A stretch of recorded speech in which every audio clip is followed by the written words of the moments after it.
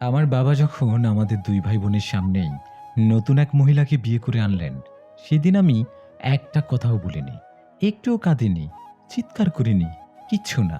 ছোট ভাইটা অনেক ছোট, কিছু বোঝে না তেমন। বাড়িতে নতুন মানুষ দেখে গগন বিদারী কান্নাকাটি করে। ফলস্বরূপ নতুন একজন মহিলাকে দেখেও চিৎকার করে কাঁদতে থাকে। বাবা সেদিকে একটু তাকালেন, কিছু বললেন না তেমন, শুধু দাদিকে ইশারা করলেন রনিকে ভিতরের ঘরে নিয়ে যেতে। নতুন বউয়ের সামনে কোনো সিন ক্রিয়েট তিনি চান না। অন্যদিন হলে রনির কান্নার জন্য বাবা আমাকেই চড় মেরে বসতেন। ও কেন কাঁদছে? দাদি খুব ভয় পান তার ছেলেকে। কোনো কথা না বলে রনিকে ভিতরে নিয়ে গেলেন তিনি। আমি দরজার কোণে ঠায় দাঁড়িয়ে থাকলাম। বাবা ভ্রু কুচকে আমার দিকে তাকিয়ে বলল, এভাবে খুঁটির মতো দাঁড়িয়ে আছো কেন? উনি তোমাদের মা, আজ থেকে ওনাকে ছোট মা বলে ডাকবে। এখন যাও, ওনাকে সালাম করো। আমি অবাক হয়ে বাবার দিকে তাকালাম। মাত্র ৪ মাসও হয়নি আমার মা আমাদের ছেড়ে চলে গেছেন। দিনের পর দিন বাবার অবহেলার জন্য একটা মানুষ মৃত্যুর কোলে ঢলে পড়েছিলেন। এই কয়দিনের মধ্যে আবার বিয়ে করে এসে তাকেই কিনা মা বলে ডাকতে বলছেন আমাকে। আমাকে চুপ করে থাকতে দেখে বাবা এবার একটু রেগে যান। তার চোয়াল শক্ত হয়ে ওঠে। আমি বুঝতে পারি বাবার রাগ উঠছে। রাগ বেশি উঠলে তার পরিণাম কি হতে পারে তাও আমার ভালোই জানা আছে।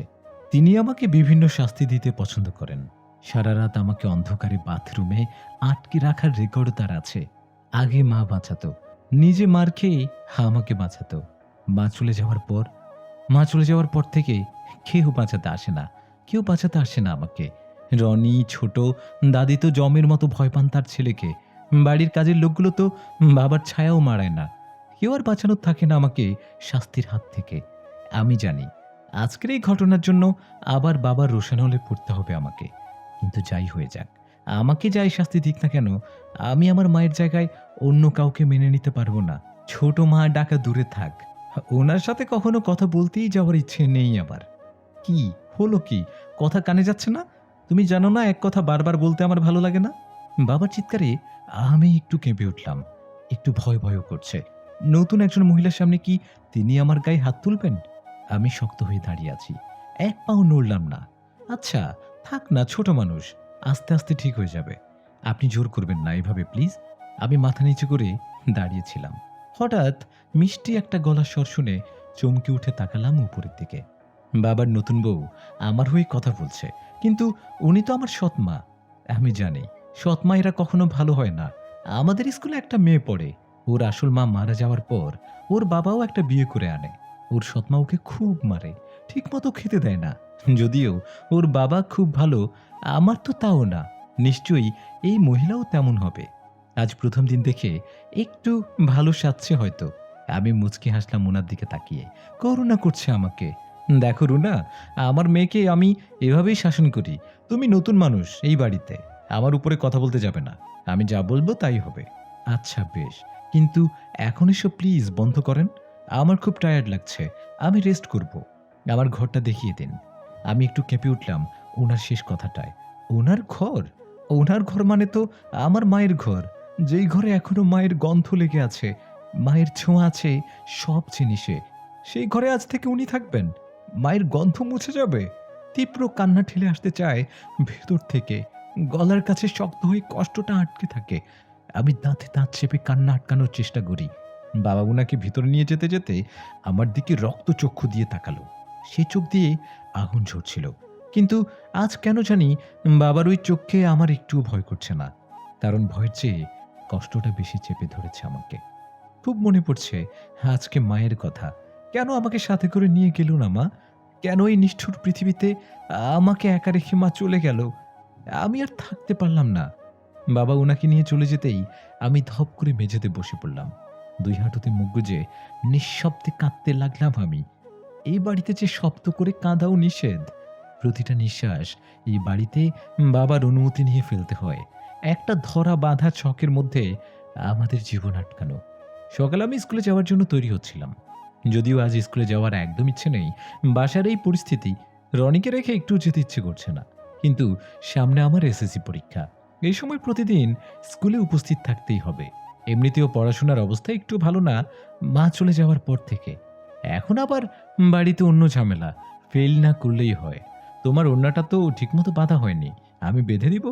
আমি চমকে উঠে পিছে তাকালাম। ইনি আমার ঘরে! আপনি এখানে? হ্যাঁ, কেন? রাগ হয়েছে আমি বাসায়? হ্যাঁ, কেন? রাগ হয়েছ আমি আসায়? না। তাহলে? এভাবে চোখ মুখ কুঁচকে আছো, দেখে মনে হচ্ছে রাগ করেছ। আমি দেখতেই এমন। স্বাভাবিকভাবে থাকলেও আমাকে এমনই দেখায়। বলা শেষ করতে না করতেই দেখি ভদ্র মহিলা হাসতে, হাসতে গড়িয়ে পড়ছেন। চোখে পানি চলে এসেছে তার হাসতে, হাসতে। কি এমন বললাম এত হাসির? তুমি বেশ মজার কথা বলো তো। আমি উত্তর দিলাম না। এমনিতেই দেরি হয়ে যাচ্ছে। এর মধ্যে ওনার এত কথা শোনার সময় নেই আমার। তুমি বেশ সুন্দর দেখতে। একদম তোমার বাবার মতো। আমি একটু টিটকারি সূচক হাসলাম। মোটেই না। আমি আমার মায়ের মতো দেখতে। আমার মা খুব সুন্দরী ছিলেন। তাই বুঝি আমার চেয়েও সুন্দরী? এবার তো আর ভালো লাগছে না। উনি কি আমার মায়ের সাথে নিজেকে তুলনা করা শুরু করে দিয়েছেন? আসতে না আসতেই ঘর সংসার সব দখলের চিন্তা। আমি আবার পেছন ঘুরে ওনার দিকে তাকালাম। ওনার চোখে চোখ রেখে তাকালাম। গলার স্বর যথাসম্ভব ঠান্ডা রেখে বললাম, জি, আপনি সৌন্দর্যে আমার মায়ের ধারে কাছেও নন। আপনার মতলব কি আমি বুঝি না ভেবেছেন? কেন একজন বিপত্নিক পুরুষ যার ছেলে মেয়ে আছে তাকে বিয়ে করেছেন এত কম বয়সে? বুঝি না আমি? মহিলা অবাক হয়ে আমার দিকে তাকালেন। যদিও তার চোখে বিস্ময়ের সাথে কৌতুকও আছে। ঠোঁটে মিটি, মিটি হাসি। উনিও আমার মতোই ঠান্ডা স্বরে বললেন, কেন করেছি? আমি কিছু বলতে যাব তার আগেই দাদি এসে দরজার সামনে দাঁড়ান। তার চোখে মুখে ভীতি। নীরা, তুই এখনো যাসনি? আর বৌমা, তুমি এখানে কি করছো? আমি ভদ্রমহিলার দিক থেকে চোখ নামিয়ে বললাম, এখনই বের হব দাদি। তুমি রনিকে দেখে রেখো। না খেয়ে বের হবে? টিফিন নিয়েছো? আমি আবারও তাকালাম উনার দিকে। আচ্ছা বেহায়া মহিলা তো, এতগুলো কথা শোনালাম তারপরেও কিভাবে কথা বলছে? বৌমা, তুমি নতুন তো, তুমি মনে হয় জানো না ও বাড়ির কোনো টিফিন পছন্দ করে না। বড় বৌমাও কখনো টিফিন দিতে পারেনি ওকে। বাইরে থেকে কিনে খায় সবসময়। সে এতদিন যা করেছে করেছে। আজ থেকে আর এসব করা যাবে না। আমি সকালে রুটি তরকারি করেছি। ওটাইও নিয়ে যাবে। বাইরের খাবার বেশি খাওয়া যাবে না। বাইরের খাবার আনহেলদি। নীরা, তুমি চটপট করে রেডি হয়ে চলে আসো। আমি তোমার টিফিন গুছিয়ে দিচ্ছি। এই বলে ভদ্রমহিলা দ্রুততার সাথে বেরিয়ে গেল। আমি যেন হতবাক হয়ে গেছি। এতটাই যে চোখের পাতা ফেলতেও ভুলে গিয়েছি। কে এই মহিলা? হ্যাঁ, একদিন আসতে না আসতেই শুরু করে দিয়েছে। রাগে আমার শরীর কাঁপছে। আমি দাদির দিকে তাকালাম। দেখলাম উনি হতবিহ্বল চোখে আমার দিকে তাকিয়ে আছেন। কারণ উনি খুব ভালো করে জানেন তার নাতনি তার ছেলের কাছ থেকে চণ্ডালের মতো রাগ পেয়েছে। আমি কোনো কথা না বলে মেইন দরজার সামনে এসে জুতার ফিতা বাঁধতে শুরু করলাম। বাবা টেবিলে বসে ব্রেকফাস্ট করছেন। আমার দিকে না তাকিয়ে বলল, টিফিনের টাকা নিয়েছো তো? আমি কিছু বলতে যাব তার আগেই ভদ্রমহিলা টিফিন বক্স গুছিয়ে আমার হাতে দিল। নাও, ব্যাগে ঢুকিয়ে নাও। আমি একবার ওনার দিকে তাকালাম, আরেকবার বাবার দিকে তাকালাম। বাবাও বেশ অবাক হয়ে তাকিয়ে আছেন সেদিকে। কি হলো? দেরি হয়ে যাচ্ছে তো তোমার। ব্যাগে ঢুকিয়ে নাও এটা। দাদি রনিকে কোলে নিয়ে ততক্ষণে এসে দাঁড়িয়েছেন। উনি শুধু ভয় পাচ্ছেন আমি যেন সেই রাগ না দেখাই যে রাগে তার ছেলে পর্যন্ত ঠান্ডা হয়ে যেতে বাধ্য। যদিও সবসময় সেই রাগ আমার ওঠে না, আমি চাইলেও না। আমি শান্ত স্বরে বললাম, আপনাকে আগেও বলা হয়েছে বাড়ির টিফিন আমি নিই না। কেন জোর করছেন এতবার? বাইরের খাবার খেতে খেতে শরীরে কি অবস্থা করেছো বলো তো? এত মোটা হয়ে গেলে শরীরে বিভিন্ন রোগ বাসা বাঁধবে। আজ থেকে আমি যেভাবে রুটিন করে দিব সেভাবে চলবে। বাবা ততক্ষণে আমাদের পাশে এসে দাঁড়িয়েছেন। আমতা আমতা করে বললেন, থাক না, ওকে জোর করুন না। এই নাও নীরা, টাকাটা রাখো।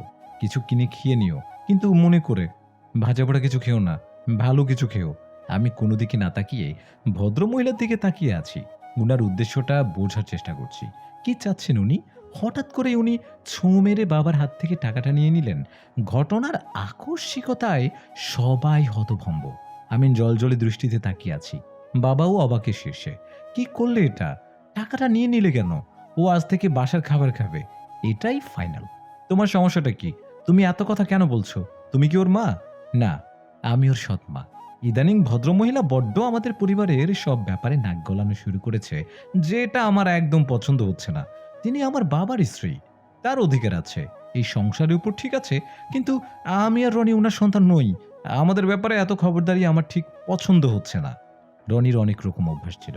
সে আগে ভাত খেতে চাইতো না একদম। আমার মা শেষমেশ হাল ছেড়ে দিয়েছিল।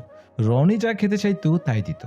কিন্তু আজকাল আমি বেশ অবাক হয়ে খেয়াল করছি, নতুন ভদ্রমহিলা রনিকে ভাত খাওয়ায়, রনিও দিব্যি খেয়ে ওঠে। ওনার এসব আচরণ আমার ঠিক সুবিধার লাগছে না কেন জানি। এমনিতে ওনাকে খারাপ লাগার কিছু নাই, আপাত দৃষ্টিতে মনে হতেই পারে উনি আমাদের পরিবারের জন্য অনেক করছেন এবং আমার সাথে মিশে যেতে চাইছেন। সবাই এমনটাই বলবে ওনাকে দেখে। কিন্তু ছোটবেলা থেকে আমার ষষ্ঠ ইন্দ্রিয় বেশ প্রখর। আমি কথা কম বলি, তবে আমি বোকা নই। এমন অনেক কিছু আমি বেশ আগে থেকেই বুঝতে পারি, যেটা কিনা কেউ ধারণাও করতে পারেনি ওই সময়। আমি জানি না এটা কেন হয়, আমি চাইও না এমন হোক আমার সাথে। আমি সবার মতো স্বাভাবিক হতে চাই, কিন্তু আমি না চাইতে এসব আমার সাথে ঘটে। আমার মায়ের মৃত্যুর আগেও ঠিক এমন কিছু বুঝতে পেরেছিলাম আমি, যা এখনো কাউকে বলতে পারিনি আমি। সেদিন সন্ধ্যায় আমি আমার ঘরে বসে পড়ছিলাম। পরীক্ষার বেশি দেরি নেই, তাই এক মনে বসে পড়ছিলাম আমি। খুট করে দরজা খোলার শব্দ শুনে ভ্রু কুঁচকে তাকালাম আমি। বইয়ের দিকে তাকিয়েই স্পষ্ট বুঝতে পারছি না যে উনি এসেছেন। আপনি আবার এসেছেন আমার ঘরে? আমি বইয়ের দিকে মাথা না তুলেই বললাম। ভদ্রমহিলা বেশ আয়েশ করে আমার খাটের উপর পা তুলে বসলেন। ওনার হাতে একটা বাটি। বাহারে, আমার মেয়ের ঘরে আমি এসেছি, তার জন্য আবার কার অনুমতি নিতে হবে? আমি ঘুরে ওনার দিকে তাকালাম। কত বয়স হবে মহিলার? ৩৫ বা ৪০। মোটামুটি ফর্সা, ছোটখাটো গড়নের মহিলা। মুখে সবসময় হাসি, যে হাসির একটা মানে আছে, যা আমি বুঝতে চেষ্টা করছি। শুনুন, এটা আমি শুনেছি তোমার মায়ের অনেক লম্বা চুল ছিল। তোমার চুলগুলোও অনেক সুন্দর, কিন্তু যত্নের অভাবে কেমন নষ্ট হয়ে যাচ্ছে। এই যে বাটিতে নারকেল তেল এনেছি, তোমার চুলে লাগিয়ে দিব এখন। আশ্চর্য! আপনাকে কি বলেছি আমার চুলে তেল দেওয়া দরকার? কেন এসেছেন? দেখুন, আমার সামনে পরীক্ষা, দয়া করে এভাবে ডিস্টার্ব করবেন না আমাকে। মহিলার মুখে তখনও হাসি। মিটমিট করে হাসতে হাসতে বললেন, তোমার বাবার বন্ধু হাশেম সাহেব এসেছেন। তোমার বাবা ডাকছেন তোমাকে। যাও, দেখা করে এসো। আমার চোখ মুখ মুহূর্তেই রক্ত শূন্য হয়ে গেল ওনার কথা শুনে। হাত পা কাঁপতে শুরু করলো থরথর করে। আমার ফ্যাকাশে মুখের দিকে তাকিয়ে আবার একটু হাসলেন উনি। কি ব্যাপার নীরা, তোমার হাশেম আঙ্কেলের কথা শুনে এভাবে চুপ হয়ে গেলে যে? তোমার বাবা ডাকতে আসছেন তোমাকে? এই মুহূর্তে ওই মহিলার মুখের দিকে তাকিয়ে আমার মনে হলো উনি আমার বিষয়ে অনেক কিছু জানেন। আমি ওনার দিকে শীতল চক্ষু দিয়ে তাকালাম। উনি নির্বিকার। চোয়াল শক্ত করে বললাম, কে আপনি? কেন? তোমার সৎমা। ওনাকে কিছু বলতে যাব, তার আগেই দরজায় টোকা পড়ল। নীরা, রুমে আছো? আমি উঠে দাঁড়িয়ে বললাম, জি বাবা। বাবা ঘরে ঢুকে ওনার দিকে তাকালেন। রুনা, তুমি এখানে কি করো? এই এসেছিলাম মেয়ের সাথে একটু গল্প করতে। যাই হোক, নীরা, তোমার হাশেম আঙ্কেল এসেছেন, তোমাকে ডাকছেন। আমি চোখ মুখ শক্ত করে বললাম, আমি যাব না, আমার পড়া আছে। নীরা, তোমাকে আগে অনেকবার আমি বলেছি, মুখে মুখে তর্ক করা একদম পছন্দ না আমার। মাত্র ৫ মিনিটের মধ্যে রেডি হয়ে আসবে, সুন্দর করে সেজে। আমার যেন আবার ডাকতে আসতে না হয়। আমি রেগে গেলে কি হতে পারে জানো তো?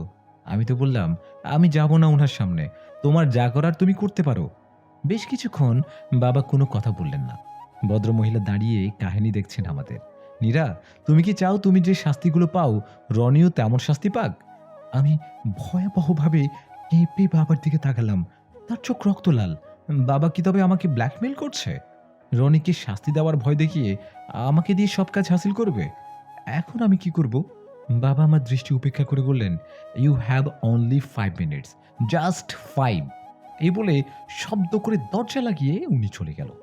আমি ধপ করে বসে পড়লাম। আমাকে এখন কে বাঁচাবে? তবে কি মায়ের সাথে যা হয়েছে আমার সাথেও তেমন কিছু হতে চলেছে? বাবা তার সন্তান, নিজের রক্ত, তার সাথেও এমনটা করবেন? হঠাৎ কাঁধে কারো হাতের ছোঁয়া পেয়ে আমি একটু চমকে উঠি। সন্তর্পণে চোখ থেকে আসা 2 ফোঁটা পানি মুছে ফেলি। কি তেল দিবে চুলে? দিয়ে দিব? আমি কোনো কথা বললাম না। আমি জানি না এই মহিলাকে, কি তার উদ্দেশ্য। তবে এই মুহূর্তে আমার নিজেকে বাঁচানোর জন্য উনার কথা শুনতে হবে। ভদ্র মহিলা আমাকে জবজবে করে চুলে তেল লাগিয়ে দিলেন। আজ অসহ্য রকম কষ্ট হচ্ছে।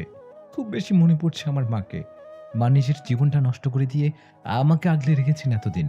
কিন্তু এখন কিভাবে বাঁচবো আমি এই নরক থেকে? তেল দেওয়া চুল শক্ত করে খোঁপা করে দিলেন উনি। সস্তা একটা সালোয়ার কামিজ পরে মাথায় ওড়না দিলাম। আয়নার সামনে দাঁড়িয়ে একটু সাহস হলো আমার। আমাকে দেখতে খুবই খারাপ লাগছে। তবে আমি জানি না কাজ হবে কিনা এতে। কারণ হাসিম নামক লোকটা একটা নরকের কীট। আমার মা এসব অনেক চেষ্টাই করেছে তার হাত থেকে বাঁচতে, কিন্তু কখনো কি পেরেছে? শেষ পর্যন্ত মৃত্যুটাকেই তার বেছে নিতে হলো। কি ভাবছো নীরা? আমার পিছনে এসে দাঁড়িয়েছেন উনি। আমার আপনার সম্পর্কে অনেক কিছু জানার আছে। আমার মনে হয় না আপনি কিছু না জেনেই এই বাড়িতে বউ হয়ে এসেছেন। কে জানিয়েছে আপনাকে? কে আপনি? ভদ্রমহিলা আবারও সেই রহস্যের হাসি হাসলো। আমি এক দৃষ্টিতে তাকিয়ে সেই হাসি দেখলাম। হঠাৎ বাইরের ঘর থেকে বাবার চিৎকার করে ডাক শুনে ধাতস্থ হলাম। ওনার দিকে তাকিয়ে বললাম, উত্তর আপনাকে দিতেই হবে। আজ হোক বা কাল। আগে নিজেকে বাঁচাও নীরা। আমি জানি তুমি তোমার মায়ের মতো বোকা নও। তুমি বুদ্ধিমতী। কিভাবে নিজেকে বাঁচাতে হবে খুব ভালো করেই জানো তুমি। আমি কিছু বললাম না। চুপ করে দাঁড়িয়ে থাকলাম। উনি আমার কাঁধে হাত দিয়ে বললেন, রনিবা তোমার দাদিকে নিয়ে ভয় পেও না। তোমার বাবা কিচ্ছু করতে পারবে না ওদের। আমার কি উচিত হবে ওনাকে ভরসা করা?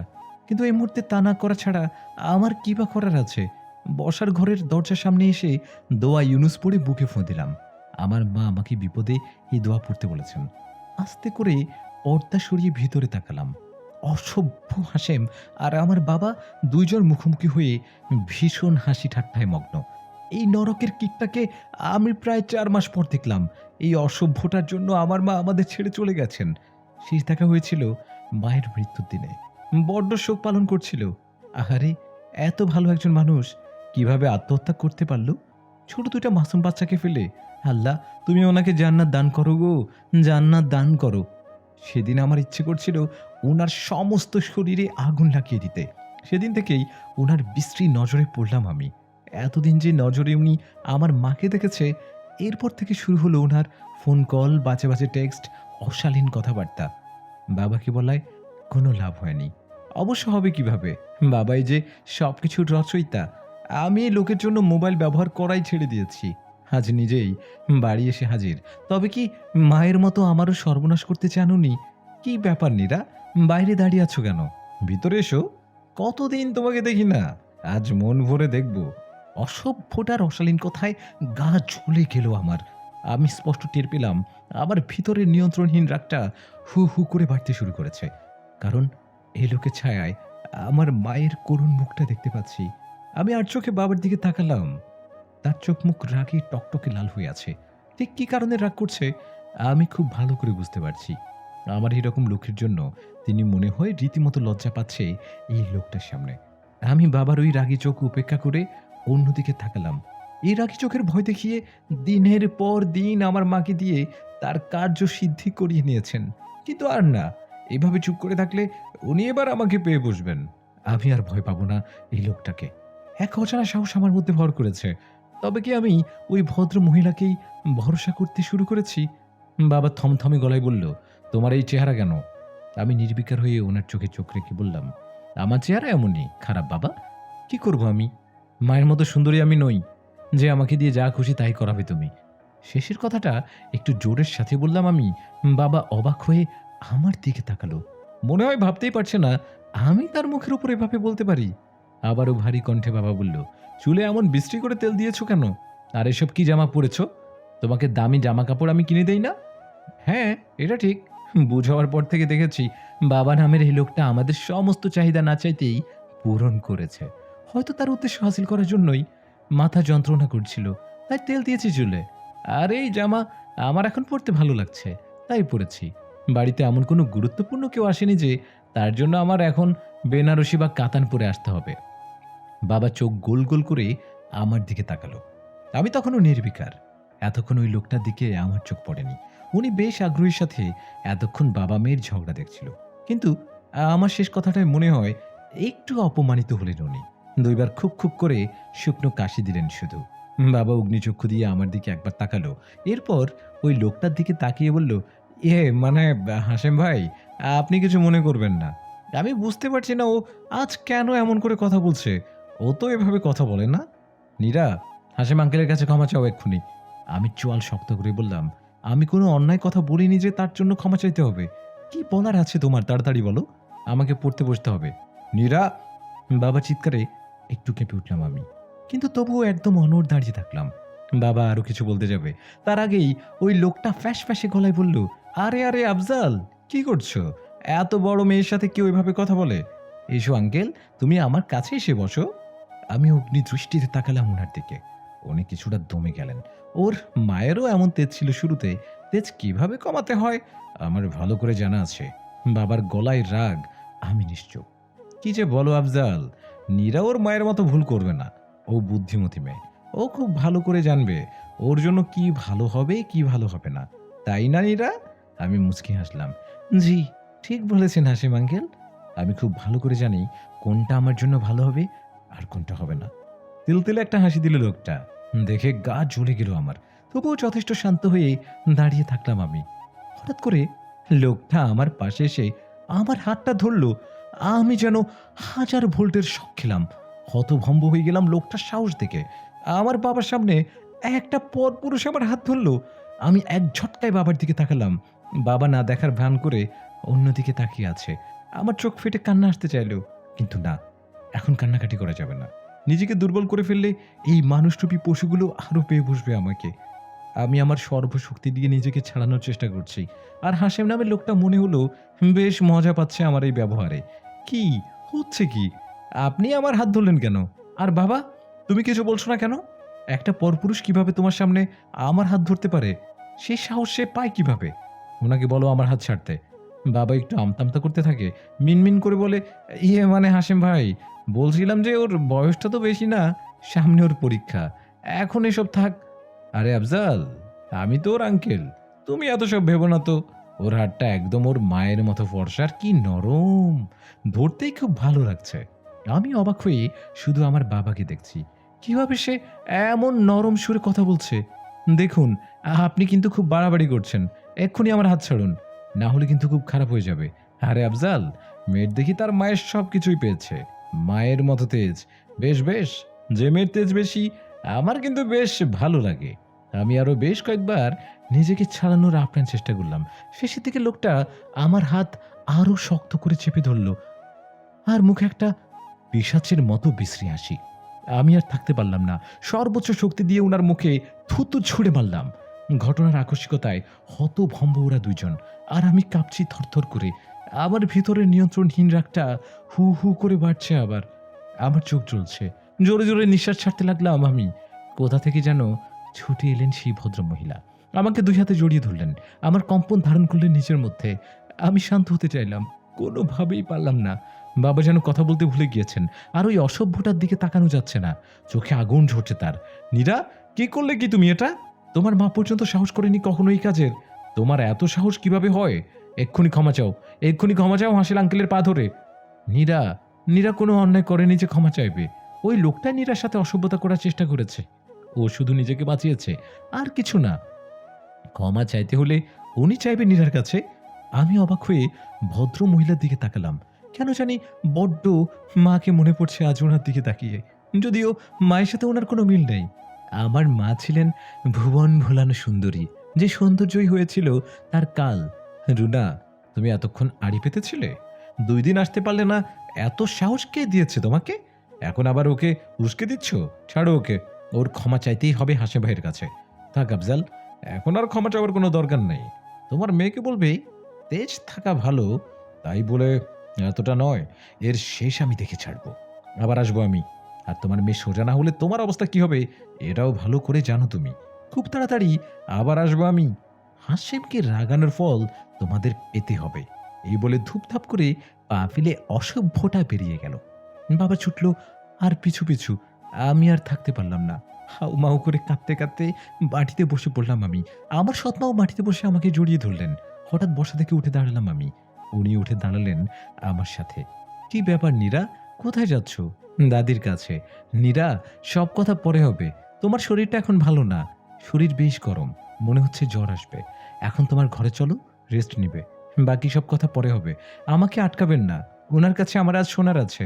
কিভাবে আমার বাবা নিজের রক্তের সাথে এমন করতে পারে, নিজের মেয়েকে একটা জানোয়ারের হাতে তুলে দিতে পারে? আজ আমাকে শুনতেই হবে। হীরা, এসব পরে জানবে, এখন আমার সাথে ঘরে চলো। আমি ওনার কোনো কথা শুনলাম না, ওনার হাত থেকে নিজেকে দ্রুত ছাড়িয়ে নিয়ে ছুটলাম দাদির ঘরের দিকে। উনি না পেরে আমার পিছু পিছু আমাকে ডাকতে ডাকতে ছুটতে লাগলেন। দাদি ঘর অন্ধকার করে রনিকে জড়িয়ে ধরে বসেছিলেন। আমি যে ঘরের লাইট জ্বালিয়ে দিলাম, দেখলাম দাদির চোখ লাল, নিশ্চয়ই কান্নাকাটি করেছেন। দাদি, তোমার সাথে আমার কথা আছে। তোর শরীরটা ভালো না এরা, ঘরে যে বিশ্রাম নে।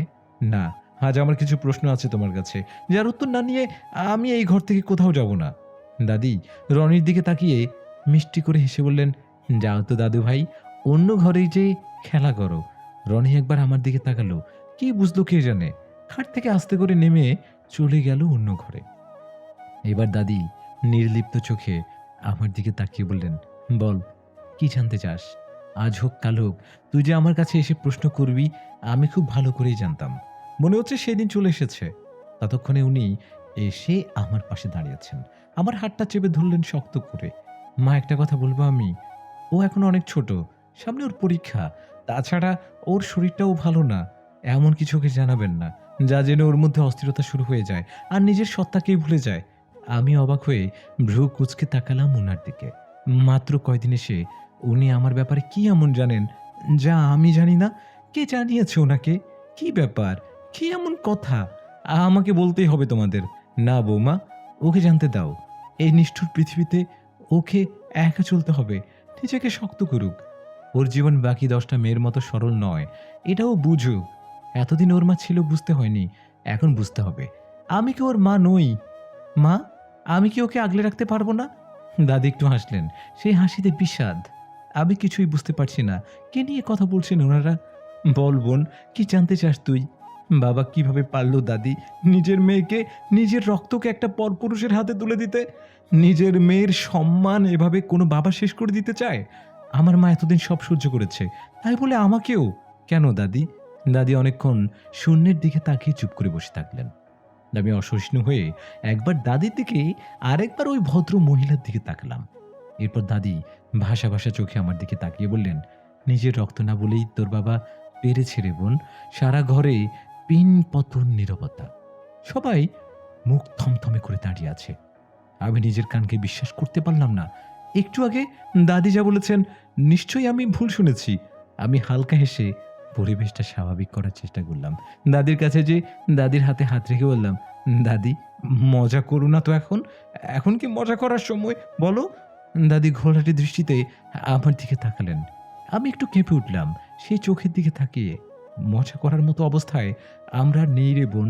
তুই যা শুনেছিস ঠিক শুনেছিস। আফজাল, আমার ছেলে, যাকে তুই বাবা বলে ডাকিস, সে তোর নিজের বাবা নয়। আমিও তোর নিজের দাদি নই। আমি চিৎকার করে দাদিকে ছেড়ে উঠে দাঁড়াই।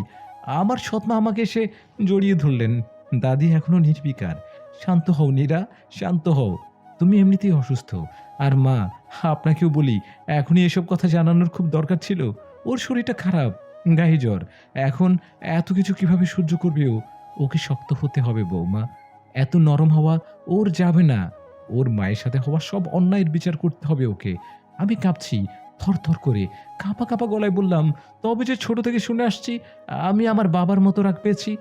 তুই ছোট থেকে আফজালকে দেখেছিস তোর মায়ের উপর এভাবে চন্ডালের মতো রাগ দেখাতে। তোর সাথেও সে কম করেনি। সেখান থেকে দেখতে দেখতে তোর মধ্যে ওই রাগ ঢুকে গেছে। কিন্তু তোর চেহারায় তোর বাবার কোনো ছাপ আছে? আমি একটু থমকে গেলাম। আসলেই তাই। সবাই বলতো আমি আমার মায়ের মতো দেখতে হয়েছি। তাহলে আমার আসল বাবা কে দাদি? তোর আসল বাবা তুই জন্মের পরপরই মারা গিয়েছিল।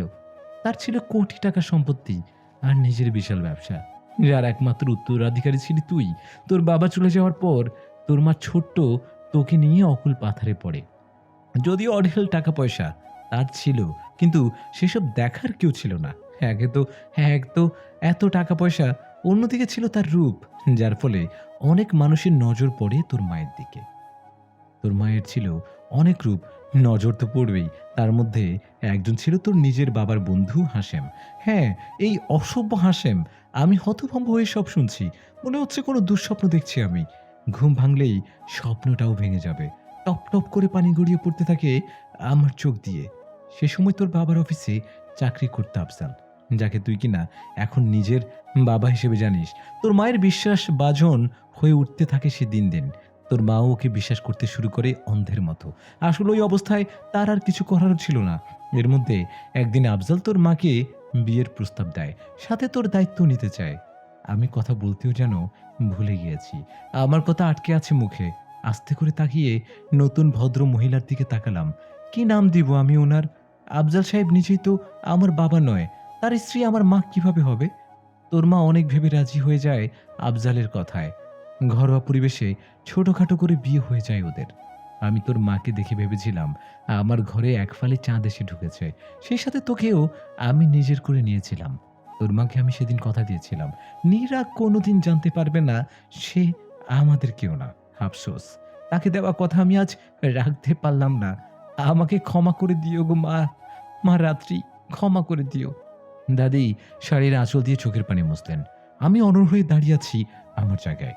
এরপর আফজাল তোকে দত্তক নেয়, তোর সব দায় দায়িত্ব নিজের করে নেয়। সবকিছু ভালোই চলছিল। তোকেও আফজাল নিজের মেয়ের মতোই ভালোবাসতো। সবকিছু সুন্দরভাবেই কাটছিল। হঠাৎ একটা ঝড়ে সব এলোমেলো হয়ে গেল। কি ঝড় দাদি? আফজাল হঠাৎ করে কিছু খারাপ সঙ্গে জড়িয়ে যায়, জুয়া খেলতে শুরু করে, আরো অনেক রকম খারাপ কাজের সাথে নিজেকে জড়িয়ে ফেলে। এরই মধ্যে কৌশল করে সে তোর বাবার সব সম্পত্তি আস্তে আস্তে নিজের নামে করে নিতে থাকে। তোর মায়ের কাছ থেকে, তোর মায়ের কাছ থেকে নিজের নামে করে নিতে থাকে সব সম্পত্তি।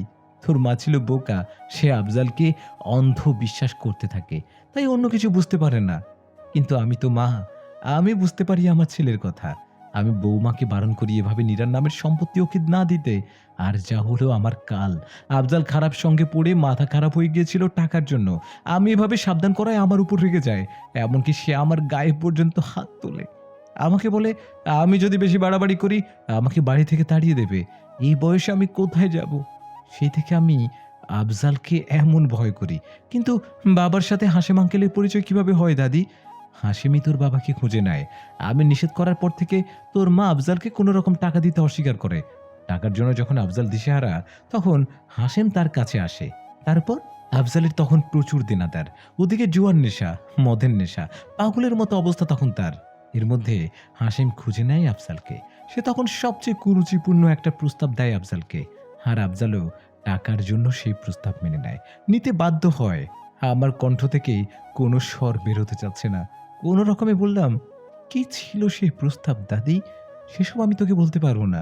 শুধু শুনে রাখ, দিনের পর দিন তোর বাবাকে টাকার লোভ দেখিয়ে তোর মায়ের সাথে অসভ্যতা করেছে ওই জানোয়ার হাশেম। আর আমার কুলাঙ্গার ছেলেটা সেসব উপভোগ করেছে। আমি কোনোদিন মুখ খুলতে পারিনি। আমি মুখ খুললেই আমার উপর চলতো আফজালের অমানসিক অত্যাচার। দাদির কোনো কথাই যেন কানে যাচ্ছে না আমার। পুরো পৃথিবীটা যেন টলছে আমার সামনে। যে কোনো মুহূর্তে ভারসাম্যহীন হয়ে পড়বো আমি। আফজাল নামক লোকটার উপর ঘৃণায় বারবার অস্থির হয়ে উঠছে আমি। ইচ্ছে করছে এখনই পিশাচটাকে। কিন্তু দাদি, মা কেন আইনের আশ্রয় নিল না? অর্থবল থাকতেও তো কেন সে দিনের পর দিন এই শাস্তি মেনে নিল? কে বলেছে সে আইনের আশ্রয় নেয়নি? সে পুলিশে ধরিয়ে দিয়েছিল আফজালকে। কিন্তু হাশেম অত্যন্ত ধুরন্ধর একটা কীট। ও আফজালকে ছাড়িয়ে এনেছে কৌশল করে। তারপরে আফজাল তোর মায়ের সামনে তোকে দিত বিভিন্ন ধরনের শাস্তি।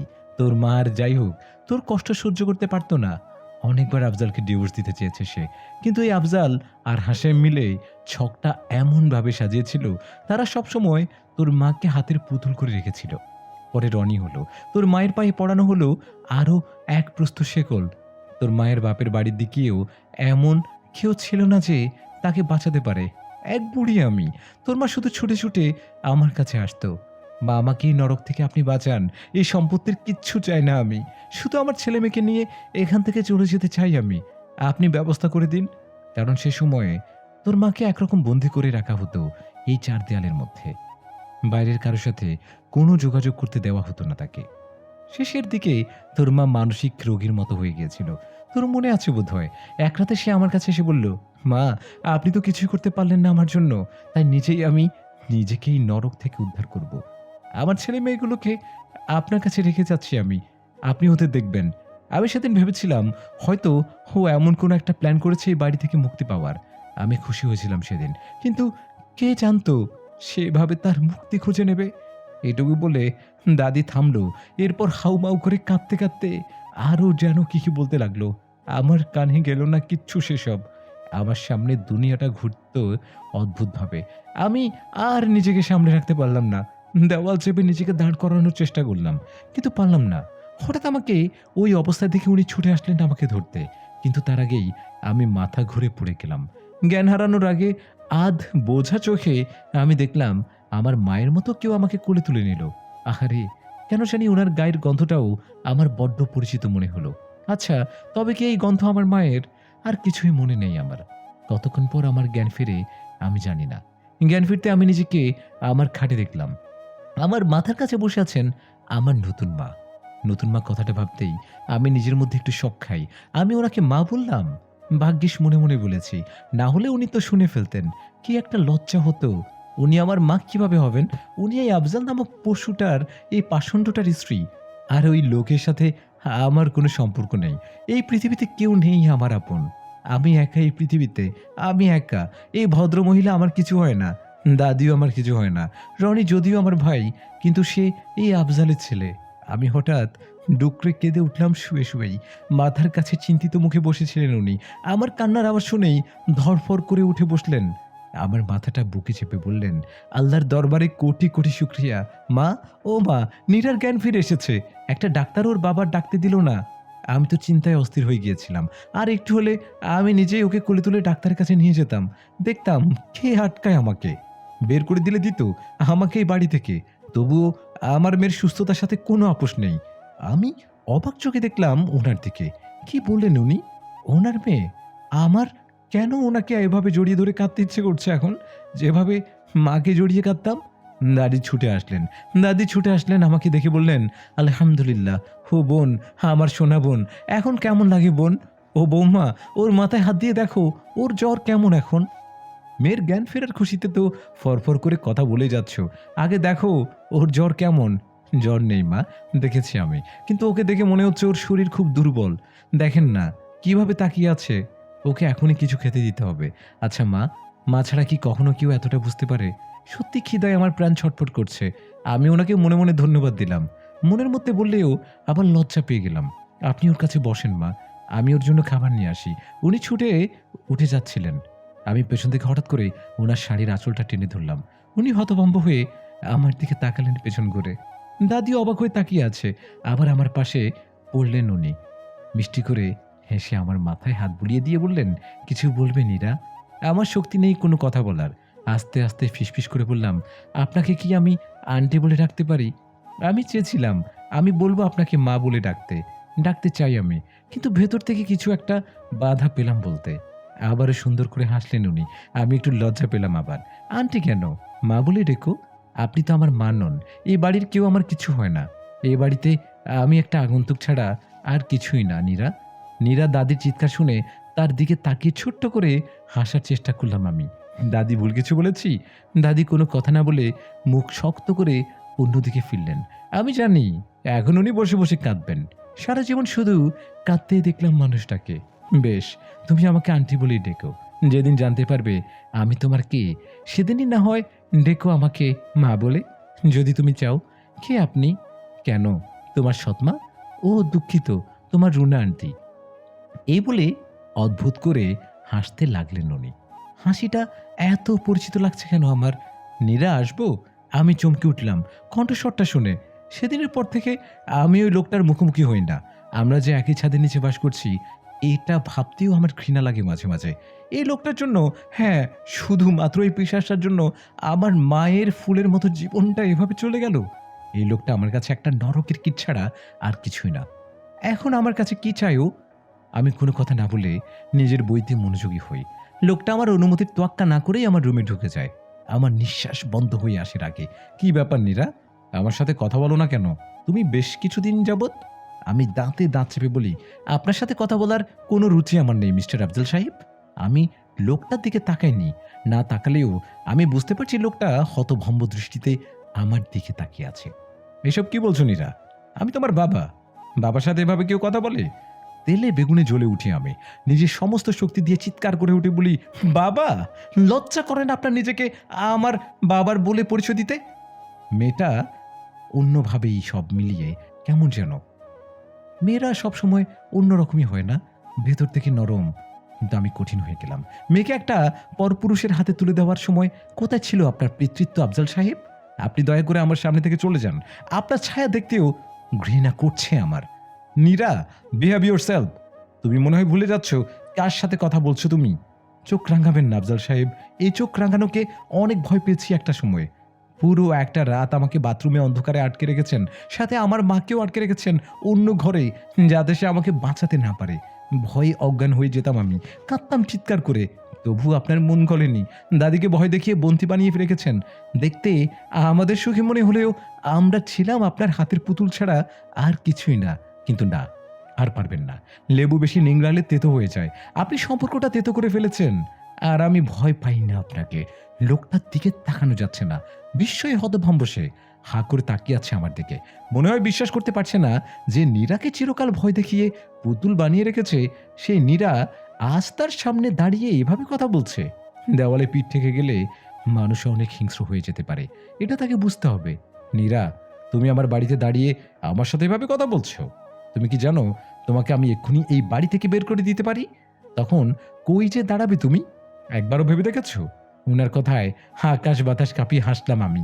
আমার হাসি দেখে আরো এক প্রস্ত অবাক হলেন উনি। ও, তাই নাকি আফজাল সাহেব?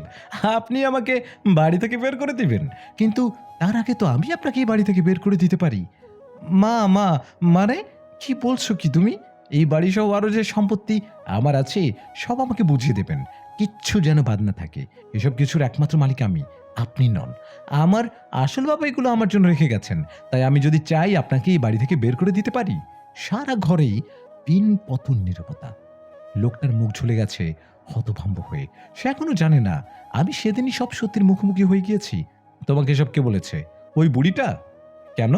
দাদি যদি বলেও থাকেন তো আপনি কি করবেন? তাকে আর কোনো ভয় আপনি দেখাতে পারবেন না। কারণ এই বাড়িটা আমার। আমার বাড়িতে আমি যা বলবো তাই হবে। আর কারো কোনো কথা শোনা হবে না। আমার এই কথা শুনে পিশাচের মতো একটা হাসি হাসি লোকটা। আমি ভ্রু কুঁচকে তাকাই সে হাসির দিকে। আবার কি চাল দিতে চাচ্ছে ও? নীরা, তোমার বয়স জানো কত? আমি কোনো কথা না বলে তাকাই ওনার দিকে। কি বলতে চাচ্ছে ও বুঝতে পারছি না। শোনো, স্কুলে তোমার 2 বছর গ্যাপ গেছে সংসারের বিভিন্ন অশান্তির জন্য। তোমার মা ছিল বোকা, সে বিভিন্ন ঝামেলা করত, যার ফলে তোমার এই অবস্থা। তো যাই হোক, এখনো কিন্তু তোমার বয়স 18 হয়নি। তোমার বয়স এখন 17 বছর 10 মাস।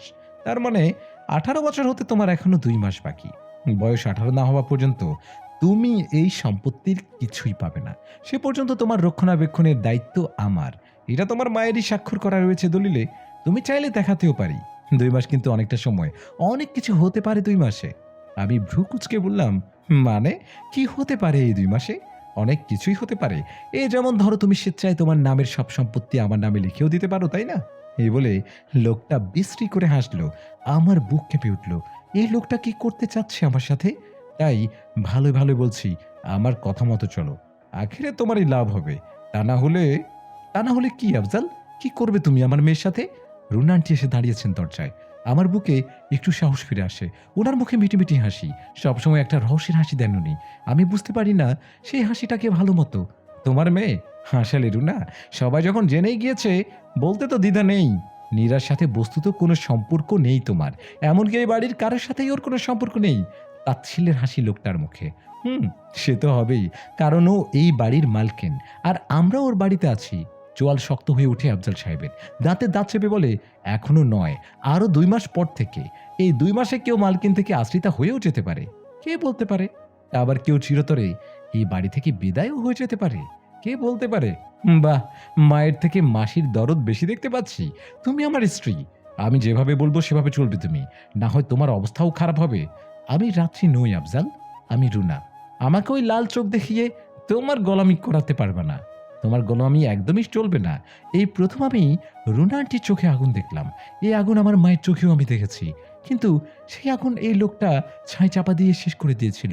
রুনা আন্টির সাথেও এমন কিছু করবে না তো? কিন্তু উনি বা আমার জন্য নিজের জীবনকে এভাবে ঝুঁকিতে তুলছেন।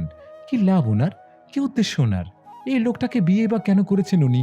এত কিছু জেনেও এইসব প্রশ্নের উত্তর আমাকে জানতেই হবে। কিছুদিন গেল এভাবেই। রুনা আন্টির সাথে আমার সম্পর্ক কিছুটা ভালোর দিকে। আমার অনেক রকম বদ অভ্যাস ওনার জন্য পরিবর্তন হয়েছে। আমি এখন নিয়মিত পড়াশোনা করছি। বাইরের খাবার এখন খাই না বললেই চলে। একদম রুটিন মাফিক জীবন চালাচ্ছি আমি।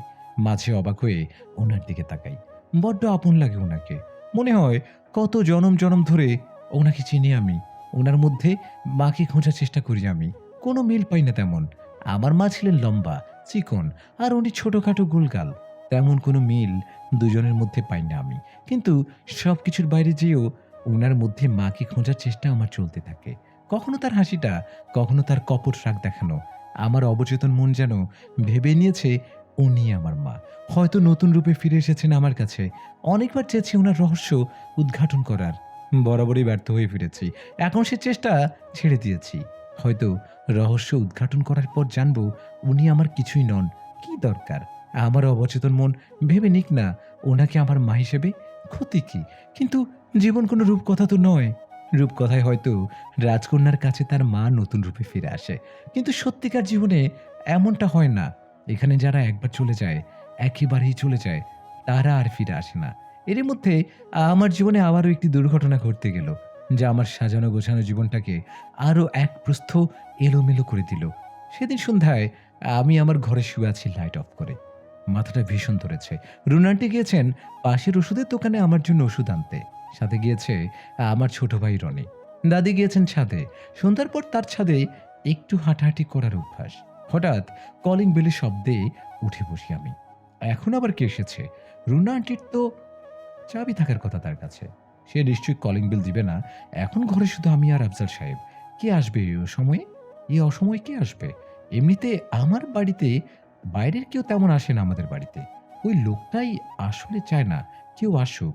আসলেই যে ওর কীর্তি ফাঁস হয়ে যাবে, আমি খুব একটা পাত্তা দিলাম না। পুনরায় এসে শুয়ে পড়লাম। ক্লোস্ট্রোফোবিয়া থাকার কারণে আমি কখনো ঘরের দরজা আটকাতে পারি না। সবসময় খোলাই থাকে তাই। চোখটা একটু লেগে এসেছিল। হঠাৎ আমার পিঠে কারো হাতের স্পর্শ পেয়ে লাফ দিয়ে উঠে বসতে চাই আমি।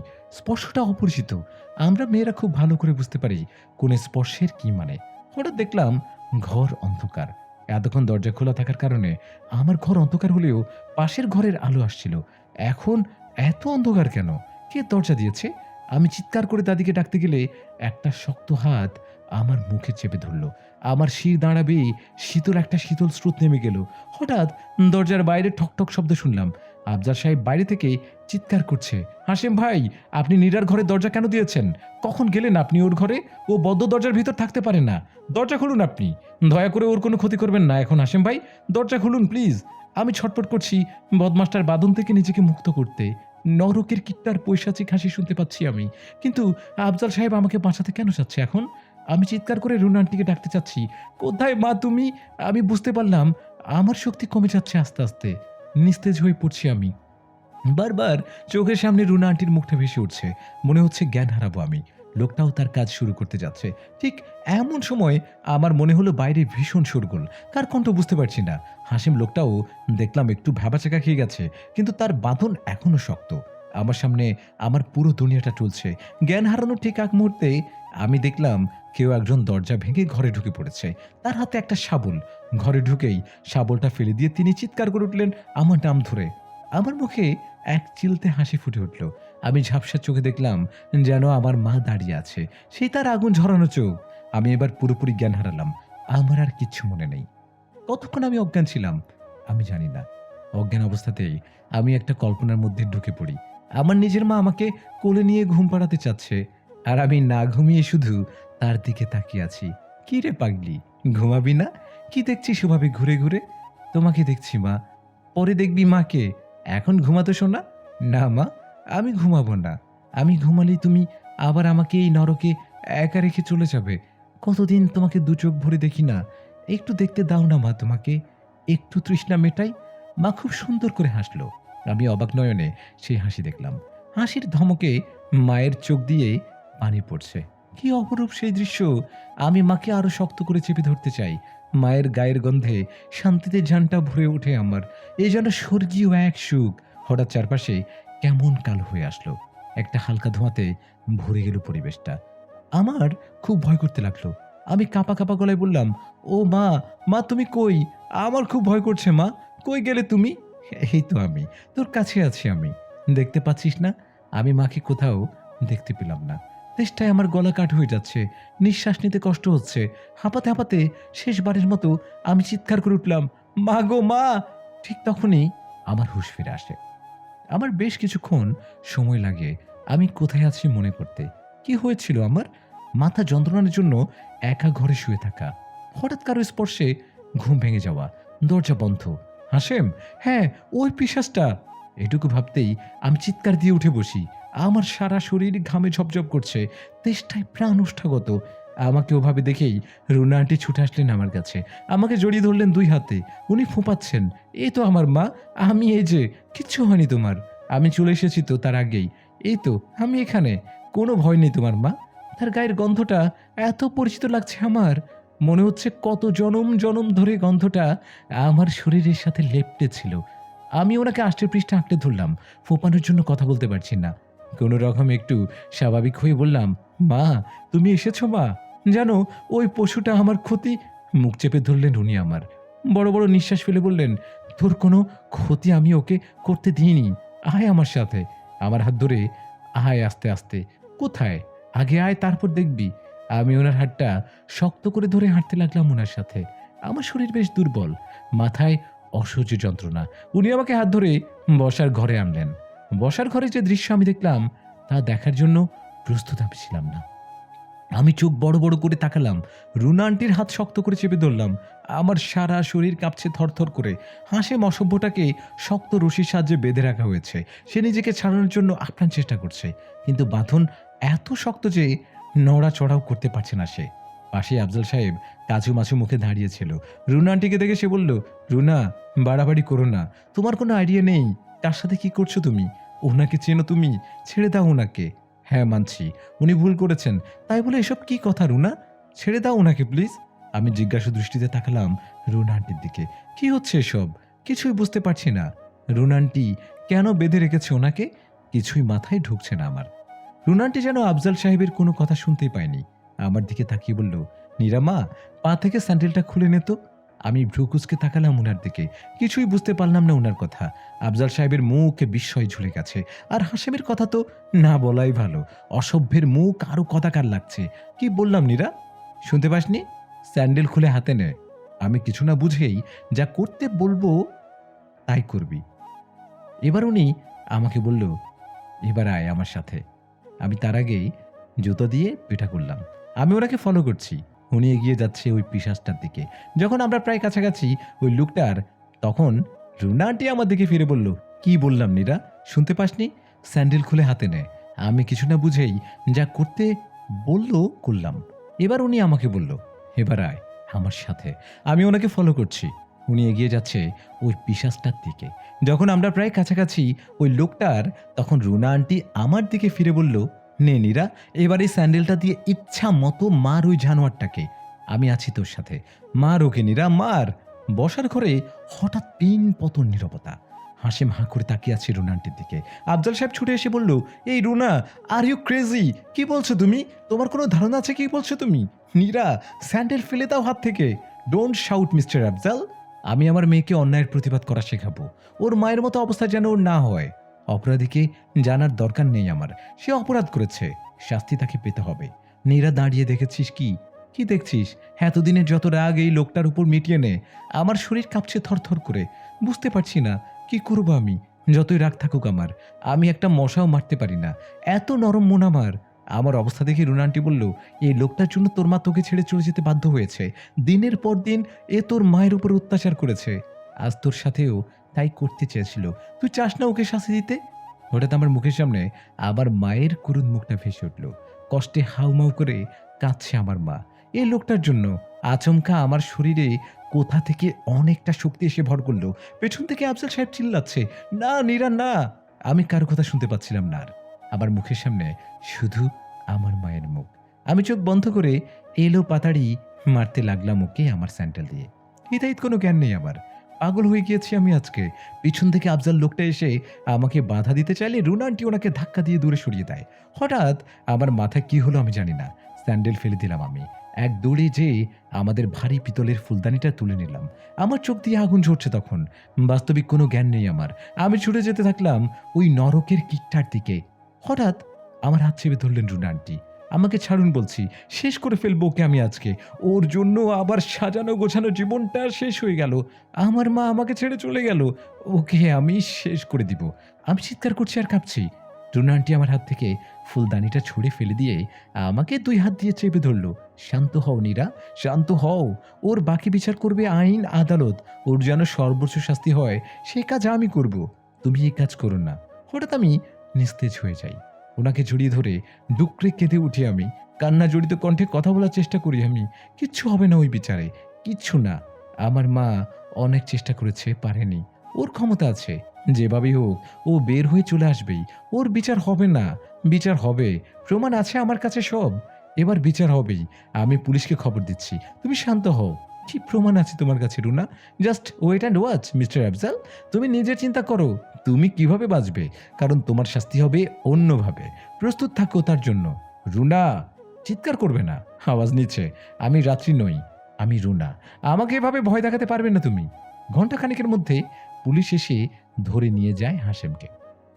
আমার শারীরিক অবনতির জন্য থানায় যেয়ে লিখিত অভিযোগ করা সম্ভব না হলেও বাড়ি থেকেই ডায়েরি করা হয়েছে। যাওয়ার আগে আমার চোখ পড়ে ওই হাসিমের দিকে। আমার দেওয়া মারে ওর চেহারার অবস্থা নাজেহাল। এখান থেকে সেখান থেকে রক্ত পড়ছে। আমি একটু ভয় খেপে উঠি ওর চোখের দিকে তাকিয়ে। ওই চোখে যেন আমার উপরে আগুন চাপা দেওয়ার রাগ। ছাড়া পেলেই আমাকে শেষ করে দিবে এমন। রুনা আন্টি এসে আমাকে জড়িয়ে ধরেন, আমার মাথায় হাত দিয়ে বলেন, কিচ্ছু হবে না তোমার, আমি আছি তো, ভয় পেও না। আমি অবাক চোখে তাকাই ওনার দিকে। সেই মুখের আদলে আমি মাতৃস্নেহ দেখতে পাই শিরায় শিরায়। আমি আমার খাটে বসে আছি, বালিশে হেলান দিয়ে। আমার পাশে বসে আছেন রুনা আন্টি। এতক্ষণ দাদি ছিলেন, আমি ওনাকে ঘরে পাঠিয়ে দিয়েছি বিশ্রাম নেওয়ার জন্য। ওনার উপর দিয়েও কম ধকল যায়নি। আমি আস্তে করে বললাম, আপনি কি ঘরের লাইটটা একটু অফ করে দিবেন? একটা কথা বলার আছে আমার। মিষ্টি করে হাসলেন রুনা আন্টি। কি এমন কথা নীরা, যা লাইট জ্বালিয়ে বলা যায় না? লজ্জার কথা নাকি? আমি মাথা নিচু করে নখ খুঁড়তে খুঁড়তে বললাম, কি ব্যাপার বলো তো, প্রেমে ট্রেমে পড়েছ নাকি? লজ্জায় আমার মুখ লাল হয়ে গেল। উনি হাসতে হাসতে যে লাইট অফ করে আসলেন। বলো, কি বলবে? আমি কি আপনার হাতটা একটু ধরতে পারি? লাইট অফ থাকা সত্ত্বেও আমি বুঝলাম উনি অবাক চোখে আমার দিকে তাকিয়ে আছেন। আস্তে করে হাতটা বাড়িয়ে দিলেন উনি। আমি হাতটা ধরলাম। নরম ঠান্ডা একটা হাত। হঠাৎ উনি হাতের উপর উষ্ণ পানির ছোঁয়ায় চমকে উঠলেন। কি ব্যাপার নীরা, কি হয়েছে? কাঁদছো কেন আবার তুমি? তোমার কোনো ক্ষতি তো হয়নি। ওই বদমাসটা এখন জেলের মধ্যে, আর খুব তাড়াতাড়ি ওর সর্বোচ্চ শাস্তি হবে। আমি বলছি, দেখো তুমি এভাবে কেজে নিজেকে সহ আমাকে দুর্বল করে দিবে না। একদম কাঁদবে না। আমি কি আপনাকে মা বলে ডাকবো একবার? প্রায় মিনিট দুইয়ের মতো কেউ কোনো কথা বললাম না। হালকা কেঁপে উঠলেন উনি, শুধু কাঁপা কাঁপা গলায় উনি বললেন, হুম, বলো। আমি চিৎকার করে বলে উঠলাম, মা, মা গো, ও মা। আঁকড়ে ধরলাম ওনাকে। উনিও পরম মমতায় আমাকে বুকে জড়িয়ে ধরলেন। আমার শুকনো মরুভূমিতে এতদিন পর প্রবল বৃষ্টির দেখা দিল। সেদিন রাতে মা আমাকে বুকে জড়িয়েই ঘুমালেন। অনেক দিন পর অনেক শান্তির ঘুম হলো আমার। ছোট বাচ্চাদের মতো ওনাকে জড়িয়ে ঘুমালাম আমি। পরদিন সকাল হতে না হতেই আফজাল সাহেবের হাঁক ডাকে আমার ঘুম ভেঙে গেল। মাকে কোথাও দেখলাম না, মনে হয় আগেই উঠে গিয়েছেন। বসার ঘর থেকে আফজাল সাহেবের চিৎকার শোনা যাচ্ছে। আমার বুকটা একটু কেঁপে উঠল। আবার কি হলো? তবে কি হাসেম ছাড়া পেয়ে গেছে? অজানা আশঙ্কায় অস্থির হয়ে গেলাম আমি। ছুটে চলে আসলাম বসার ঘরে। দরজার বাড়ি থেকে শুনলাম মা বলছে, কি বলবে তাড়াতাড়ি বলো, মেয়ের ঘুম থেকে ওঠার সময় হয়ে গেছে, ওকে নাস্তা বানিয়ে দিতে হবে। আরে রাখো রাখো মেয়ে, মায়ের চেয়ে মাসির দরদ বেশি। কে মেয়ে? কার মেয়ে? ওর সাথে কিসের সম্পর্ক তোমার? চিৎকার করো না। মা মেয়ের সম্পর্কের মধ্যে আবার আলাদা কি সম্পর্ক থাকবে? যাও, তোমার মেয়েকেও ডাকো। এখন যা বলবো সবাইকে শুনতে হবে তা। মা কিছু বলতে যাবেন তার আগেই আমি পর্দা ঠেলে ভিতরে ঢুকলাম। একটা সোফায় দাদিও বসে আছেন শূন্যের দিকে দৃষ্টি মেলে। এই যে এসেছেন আমাদের মালকিন। তা ম্যাডাম, যদি কৃপা হয় একটু বসবেন। একটা কথা জানানো ছিল সবাইকে। আফজাল লোকটার টিটকারির কথা শুনে গা জ্বলে গেল আমার। আমি মায়ের পাশে এসে দাঁড়ালাম। আফজাল সাহেব গলা খাঁকারি দিয়ে বলল, কোনো রকম ভনিতায় আমি যেতে চাই না। রুনা, তোমাকে অনেকবার আমি বলছি, তুমি আমার স্ত্রী।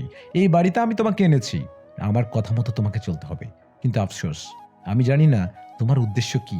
তুমি আসার পর থেকেই এই বাপ মা মরা মেয়ে ও দুঃখিত আমার মালকিনের উপর বেশি দরদ দেখাচ্ছ। আর গতকাল যা করলে তা তো সবাই দেখলো। তাই আমি একটা সিদ্ধান্ত নিয়েছি আজকে। আম্মা, আপনিও শুনবেন আশা করি। আমি চোখ শুরু করে তাকালাম ওনার দিকে। কথা কোন দিকে নিতে চাচ্ছে উনি? মাকে দেখলাম নির্বিকার হয়ে দাঁড়িয়ে আছেন, যেন উনি জানেনই কি সিদ্ধান্ত হবে। দাদি শান্ত স্বরে বললেন, কি সিদ্ধান্ত আফজাল? আমি রুনাকে ডিভোর্স দিতে চাই। বসার ঘরের পরিবেশ থমথমে, কারো মুখের দিকে তাকানো যাচ্ছে না।